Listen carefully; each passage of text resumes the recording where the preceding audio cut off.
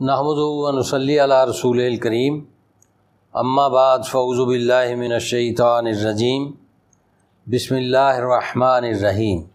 سامعین محترم، یہ آج کا درس قرآن سورۃ بقرہ کی آیات 47 تا 49 پر مبنی ہے۔ پہلی بات تو یہ ہے کہ بنی اسرائیل کو خطاب ہوا ہے۔ ان کی اہمیت یہ ہے کہ حضرت یوسف علیہ السلام کو مصر میں حکمرانی کا مرتبہ مل گیا تھا، اور مصر میں پھر یہ آگے یہ قوم پھلی پھولی بڑی اور بالآخر زوال کا شکار ہوئی، اور مصر پر فرعونوں کی حکومت قائم ہو گئی۔ اور بالکل اسی طرح سے اس کو سمجھیں کہ جس طرح یہاں بر صغیر پاک و ہند میں ایک لمبے عرصے تک مسلمانوں کی حکومت رہی، لیکن بعد میں یہاں پہ انگریز حکمران ہو گئے۔ مسلمان اپنی حکمرانی کے منصب سے بھی محروم ہو گئے، اور ان کی ترقی بھی رک گئی، وہ جہالت میں مبتلا ہو گئے، اور ان کی خوبیاں ماند پڑ گئیں اور خامیوں میں اضافہ ہو گیا۔ تو بالکل اسی طرح سے بنی اسرائیل کے ساتھ بھی یہی ہوا کہ فرعون کی غلامی میں اس قوم کی خوبیاں تو دب گئیں، لیکن اس کی خامیوں میں اضافہ ہو گیا۔ تب اللہ تعالیٰ نے حضرت موسیٰ علیہ السلام کو اس قوم کی ہدایت اور رہنمائی کے لیے بھیجا، تاکہ وہ فرعون کی غلامی سے اسے نکال سکیں اور پھر سے عزت اور سرفرازی پر فائز کر سکیں کہ جو منصب ان کو پہلے سے حاصل تھا۔ حضرت یوسف علیہ السلام کے دور میں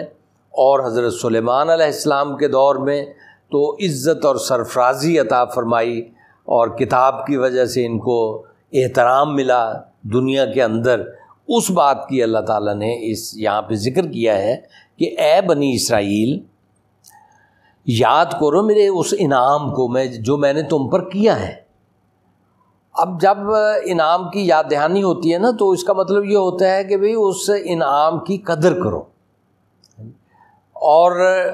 وہ کیا انعام ہے، یہاں پہ اس کا ذکر ہوا کہ وَأَنِّي فَضَّلْتُكُمْ عَلَى الْعَالَمِينَ، کہ میں نے تمہیں اپنے دور کے اندر دوسری اقوام پر برتری عطا فرمائی، عزت سے سرفراز کیا اور قیادت کے منصب پر فائز کیا، اور ساری دنیا کے اندر، یعنی اس دور کی معلوم دنیا کے اندر یا گرد و پیش کے اندر تمہاری طاقت اور قوت کا ڈنکا بج رہا تھا۔ یہ اللہ تعالیٰ نے تم پر فضل کیا، اور یہ فضل جو ہوا وہ کس بنیاد پہ ہوا؟ پیغمبروں کی وجہ سے ہوا، اور پیغمبروں کی اس تعلیم کی وجہ سے ہوا جو اللہ تعالیٰ نے عطا فرمائی تھی، اور پیغمبروں نے محنت کر کے اس تعلیم کے مطابق انسان تیار کی ہے، اور وہ انسان اس تعلیم پر عمل پیرا رہے۔ وہ تعلیم کیا ہے؟ میں بار بار دہراؤں گا اس کو، کیونکہ ہمارے ہاں بھی وہ اس قدر ذہنوں کے اندر واضح نہیں ہے۔ وہ تعلیم یہ ہے کہ نمبر 1، انسان اللہ کا بندہ بن کر رہے، بندوں کا رب نہ بن جائے۔ یعنی طاقتور طبقات وہ انسانوں کو اوپر اٹھانے کے لیے، انسانوں کی سربلندی کے لیے، اور انسانوں کو آسانیاں دینے کے لیے، اور ان کی صلاحیتوں کو پروان چڑھانے کے لیے کام کریں۔ اللہ کا بندہ بن کر رہنے کا مطلب یہ ہے، بندوں کا رب نہ بن جائے بلکہ اللہ کا بندہ بنے۔ تو جب یہ طاقتور اللہ کے بندے بنیں گے تو کمزور تو ویسے ہی اللہ کے بندے ہوتے ہیں، وہ تو ان طاقتوروں کے بندے بنے ہوئے ہوتے ہیں۔ تو طاقتوروں سے کہنا یہ ہے کہ وہ عوام کو آزاد کریں، اور خود بھی اللہ کے بندے بنیں، اور ان کو بھی اللہ کا بندہ بننے کے لیے مواقع پیدا کریں، ان کے لیے ماحول سازگار بنائیں، ان کی تعلیم اور تربیت کا انتظام کریں کہ وہ تمہارے غلام نہ بنیں، تمہارے بندے بن کر نہ رہیں، بلکہ وہ بھی اوپر اٹھیں اس سطح سے اور اللہ کے بندے بن کر رہیں۔ اور اگلی بات بڑی اہم آ رہی ہے، وہ پھر ذرا غور سے سنیں، ترجمہ بھی اور اس کی تشریح بھی۔ وَاتَّقُوا یومن، اس دن کی گرفت سے بچو، لا تجزی نفس عن نفس شیئا، جس دن کوئی انسان کسی انسان کے کام نہیں آ سکے گا۔ نمبر 1، یعنی کوئی جان کسی جان کے کام نہیں آ سکے گی، نمبر 1۔ نمبر 2، ولا یقبل منہا شفاعہ، اور جس دن کسی سے کوئی شفاعت بھی قبول نہیں کی جائے گی۔ ولا یؤخذ منہا عدل، اور نہ کسی سے کوئی بدلہ قبول کیا جائے گا۔ ولا ہم ینصرون، اور نہ ان کو کہیں سے کوئی مدد پہنچ سکے گی۔ اب یہ کتنی چیزوں کی نفی ہو گئی؟ نمبر 1، کوئی انسان کسی انسان کے کام نہیں آ سکے گا۔ نمبر 2، شفاعت نہیں ہو سکے گی۔ نمبر 3، کوئی بدلہ بھی قبول نہیں کیا جائے گا۔ نمبر 4، کوئی مدد کو بھی نہیں پہنچ سکے گا۔ تو کیا مطلب ہوا کہ انسان اکیلا ہوگا اور اسے اپنی زندگی کا حساب دینا ہوگا۔ آخری آیت ہے وَإِذْ نَجَّيْنَاكُم مِّنْ آلِ فِرْعَوْنَ۔ ہاں جی، یہ دوسرا جو پہلا زوال آیا نا، اس زوال کے بعد پھر یہ عروج کے راستے پہ پڑے، تو اس وقت اس کا ذکر ہے کہ تم زوال میں پہنچ چکے تھے، اور پھر اللہ تعالیٰ نے تم پر فرعون پہلے سے مسلط ہو چکا تھا، پھر وَإِذْ نَجَّيْنَاكُم مِّنْ آلِ فِرْعَوْنَ، تمہیں آل فرعون سے نجات دی۔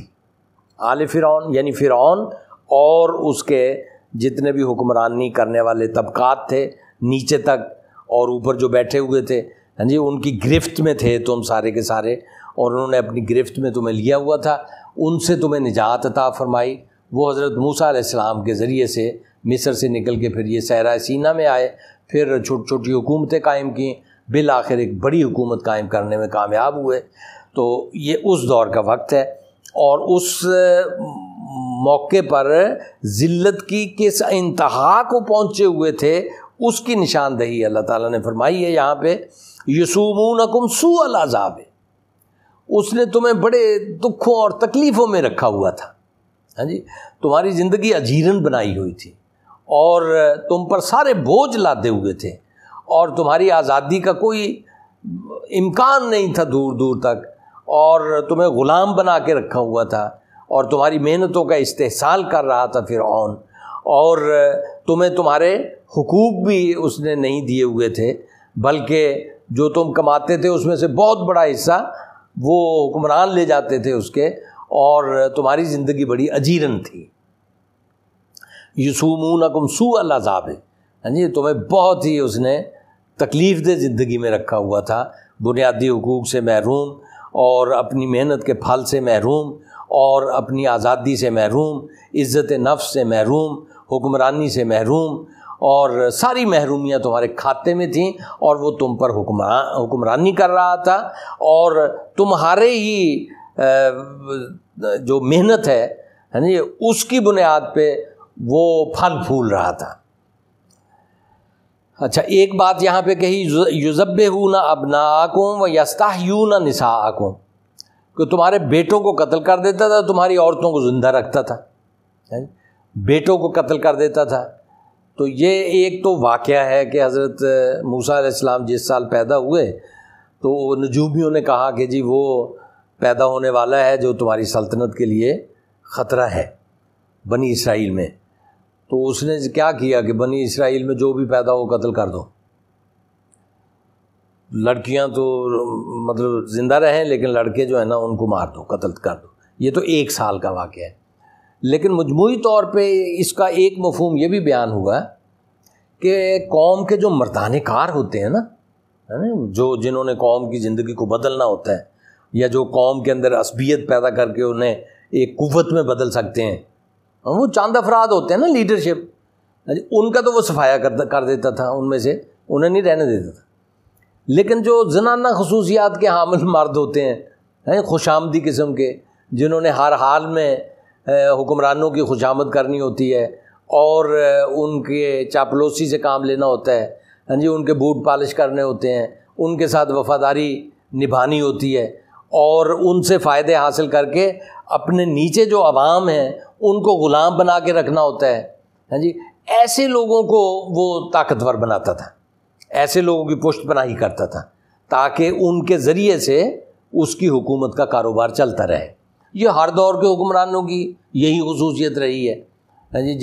جس حکمران نے قوم بنائی اس نے تو اس کے مردان کار کو قوی بنایا اور ان کے ذریعے سے قوم کو مضبوط کر دیا، جیسے کہ رسول اللہ صلی اللہ علیہ وسلم نے قوم بنائی، ہاں جی، اس کے ہر فرد کو وہاں پہنچایا جہاں وہ پہنچنے کی صلاحیت لے کر پیدا ہوا تھا، ہاں جی، اور اسی لیے گری پڑی قوم کو دنیا کی امام بنا دیا۔ تو یہ تو ویژنری لوگوں کا کام ہوتا ہے، لیکن جو بادشاہ قسم کے لوگ ہوتے ہیں نا، پیدائشی موروثی، اور انہیں حکمرانی کرنی آتی ہے اور انہیں اسی اصول کا پتہ ہوتا ہے کہ جو خوش آمدی ہیں ان کو ساتھ ملا کے رکھو اور ان کے ذریعے سے وہ عوام کو اپنے نیچے دبا کے رکھیں، تو نتیجتاً قوم جو ہے وہ پست ہو جاتی ہے اور بادشاہ جو ہیں وہ طاقتور ہو جاتے ہیں۔ تو ایسے میں جب پھر قوم ان کے ساتھ نہیں ہوتی بلکہ ان کے پنجہ ستم کے نیچے دبی ہوئی ہوتی ہے، تو پھر کوئی باہر سے، پرانے زمانے میں تو یہ ہوتا تھا، باہر سے کوئی حملہ آور ہوتا تھا، اندر تک کے کوئی سردار بھی ان کے ساتھ ملے ہوئے ہوتے تھے اور وہ ان بادشاہت کا خاتمہ کر دیتا تھا۔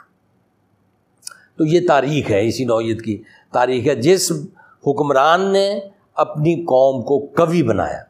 ہاں جی، وہ قوم پھلی پھولی بڑی، ہاں جی، اس کے عوام بھی خوشحال رہے اور اس کے طاقتور طبقات بھی خوشحال رہے۔ لیکن جس بادشاہ نے یا حکمران نے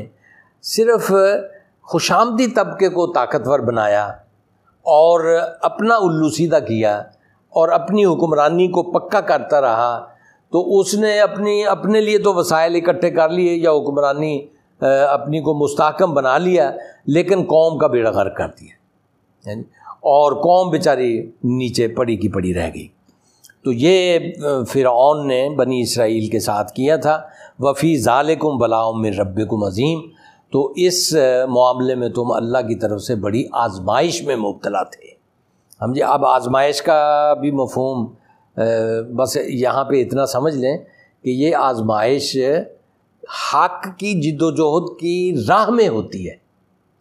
ایسا نہیں ہے کہ جی وہ کوئی رات کو بیٹھے بیٹھے زلزلہ آ گیا، یہ کوئی آزمائش ہے، یہ آزمائش ہے آپ کی صلاحیتوں کی کہ آپ زلزلے سے حفاظت کی کیا تدابیر اختیار کرتے ہیں۔